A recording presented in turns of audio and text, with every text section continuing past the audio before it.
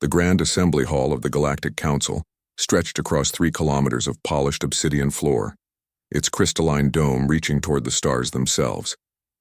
Representatives from 400 civilized species filled the tiered seating, their forms ranging from gaseous clouds to crystalline structures, to beings that existed partially in dimensions the human eye couldn't perceive. At the center podium stood Ambassador Mia Chen, her small human frame dwarfed by the architectural magnificence surrounding her. Her dark hair was pulled back in a practical bun, her gray diplomatic suit crisp and professional. Beside her, Arthur Harrison adjusted his glasses nervously, his tablet clutched in trembling hands. "The Council recognizes the human delegation," announced the Vortec Chancellor, his 7 eyes blinking in sequence. The translation matrix carried his words into 10,000 languages simultaneously. "You have requested this emergency session. Speak." Mia stepped forward, her voice steady despite the weight of 400 species' attention bearing down on her. "Honorable Council members, 3 standard cycles ago, humanity was officially banned from colonizing any worlds within Council space. The stated reason was our destructive nature and inability to coexist peacefully." A ripple of clicking laughter echoed from the insectoid Krath delegation. The luminary flickered with what their species considered amusement, rapid pulses of colored light. Yes, the Chancellor said dismissively. "The matter has been decided. Humanity remains confined to your soul system. This session is—" "We demand the right of final evidence," Mia interrupted, her voice cutting through the hall like a blade. The chamber fell silent.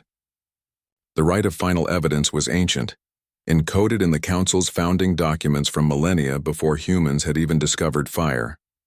It allowed any accused species one final chance to present evidence before permanent judgment was rendered. The Chancellor's mandibles twitched with irritation. "Very well. You have 5 standard minutes. We shall humor this performance." More laughter echoed through the hall.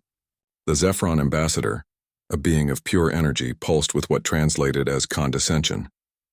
"Let the children show their toys," his voice resonated through the translation matrix. Mia nodded to Arthur, who pressed a button on his tablet with shaking fingers. The hall's holographic systems came to life, projecting a massive 3-dimensional display above the assembly.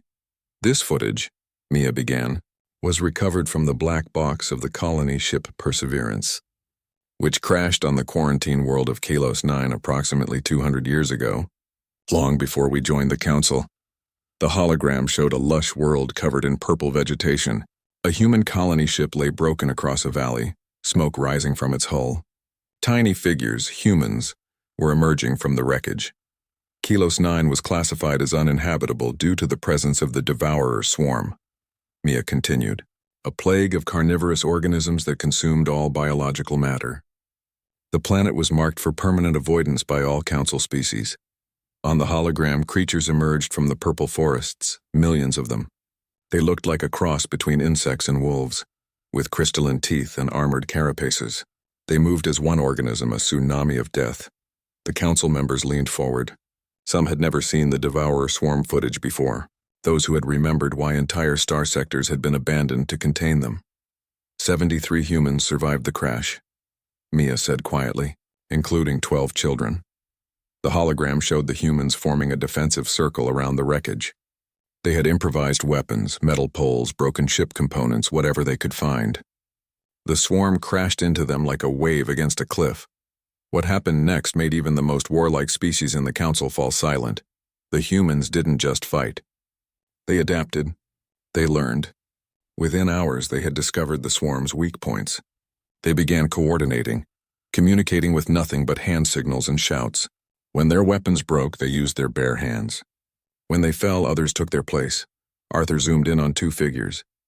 A woman with dark hair and determined eyes, Mia's great-great-grandmother, also named Mia, and a man with Arthur's same sharp features, his ancestor, another Arthur. They fought back to back, protecting a group of children behind them. For 14 days, Mia's voice echoed through the stunned silence. 73 humans held that position. They slept in shifts. They ate the swarm's own dead. They used swarm biology to create better weapons. They never stopped fighting. The hologram showed the passage of time.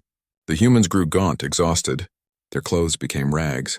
Blood and alien ichor covered everything. But the circle never broke. On day 14, something impossible happened. The swarm retreated. The devourer swarm, Mia said, an organism that had consumed 17 civilizations, that had never shown fear or hesitation in 10,000 years of recorded contact, learned to be afraid. Of humans, the hologram showed the aftermath. 51 humans had survived. They stood among mountains of swarm corpses. Young Mia held young Arthur's hand, both covered in scars but alive. The children behind them were crying, but alive. They survived another 3 months before a council science vessel found them. Mia continued. By then they had not only survived but begun to thrive. They had domesticated swarm queens. They had built farms. They had started to terraform the planet. The hologram showed the rescue. The council scientists' shock at what they found. A human settlement where there should have been only death. Mia turned to face the council, her eyes blazing with an intensity that made several delegates unconsciously recoil. You call us destructive. You call us unable to coexist peacefully. But what you really mean is that we frighten you.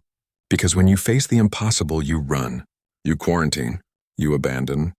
But when we face the impossible, we teach it to be afraid of us. Arthur pulled up another display. Streams of data, scientific reports, historical records. Since joining the council, humans have resolved 17 unsolvable territorial disputes, cleaned up 12 abandoned industrial sectors you deemed too toxic to reclaim, and voluntarily shared every medical advancement we've discovered.